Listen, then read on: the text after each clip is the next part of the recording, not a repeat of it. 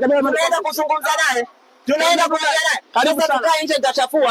Hamna taabu. Hamna shwari kabisa tu bwana. Nitachafua blaza. Shwari bwana. Nitachafua blaza. Sio usiogope twende. Twende. Ameniambia kuna hela. Twende mwanangu. Wewe mwanangu uje. Bwana Kaanga. Karibu sana mwanangu. Karibu sana ofisini kwetu. Hapa panaitwa J Smart. Karibu sana mwanangu. Ni saluni. Nimefika saluni ndugu zangu. Niliwaambieni niko nyumbani nililala. Kuna shabiki yangu alinipigia simu anataka kunipatia zawadi ya 500,000. Ni usingizi ukakata kabisa. Nikapanda bodaboda moja kwa moja mpaka Tandika.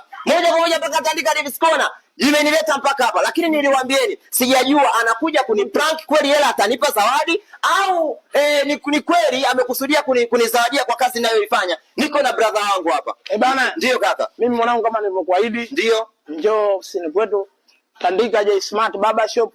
Mimi ni moja ya fans wako ambaye nakufuatilia sana content zako. Ndio kaka. Na nimeona kabisa wewe ni comedian ambaye umeamua kuja na idea tofauti. Ndio kaka. Ina maana umeamua kutafuta riziki katika mazingira ya kuriski. Unajua kazi yako bro ngumu. Ni kweli. Yaani kila mtu akiona kazi yako lazima appreciate. Hela yako una haki ya kutumia vile unavyotaka mwenyewe. Kwa sababu umekuja kuitafuta katika mazingira ambayo hayakufikirika. Kwa hiyo mimi nikupe kwanza mwanangu hongera sana kwa kazi nzuri. Na nakwambia mwanangu utafika mbali. Mimi nimeguswa na idea yako na nakuahidi 500,000 mimi nakukabidhi kesi hela taslimu usiongope. Jamani uongo. Sidanganye mwanangu nakupa taslimu. Kwa kweli mwanangu hii sio content mimi naambia. Kwa blaza. Mwanangu anaupiga mwingi. Kabisa. Kuna watu wanakuja kugia milioni 5, milioni 10 mimi nakuahidi. Ila 500,000 yangu mimi nakufungulia milango ya baraka mwanangu. Ndugu zangu. Serious.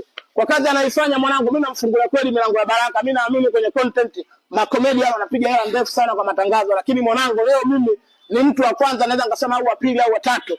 Nambariki lakini nimempa kiasi cha 500,000 kwa kazi anayoifanya. Mimi nafanya kazi na makomedia ni kibao lakini mwanangu unaifanya kazi kubwa sana. Hii mwanangu kafuta jasho. Hata alikuwa anakudharau mwambie mimi nishaokoka. Hata kama shemeji nyumbani alikuwa anakuchukulia poa katika kazi unayoifanya. Kaka, mwambie mimi leo nimepata kiasi hichi. Mimi jambo la kwanza kabisa. Kwanza kwa kazi ninayoifanya. Ndio. Dada yangu baba mmoja mama mmoja. Ndio. Na mdogo wangu aliniblock kabisa kwa sababu hawataki kinachokifanya kwa sababu wanaona ni kujidhalilisha.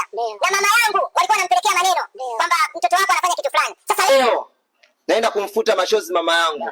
Naenda kumwambia mama nimepata kiasi fulani na mimi nakutumia hela kwa ajili ya sikukuu. Sikukuu imekaribia. Nikitoka hapa mashabiki zangu, nikitoka hapa naenda kwa wakala namtumia mama yangu pesa na afu nampigia simu utasikia. Alafu sasa taarifa imfikie Dakulu. Namwambia hivi umeniblock kuna siku utaniblockua na uwezi tena kumshawishi mamangu kwa sababu leo naenda kumtia kitita. Nimepata hii pesa brother nakushukuru sana. Lakini kwa sababu umenifanyia jambo lililokuwa jema. Goodbye.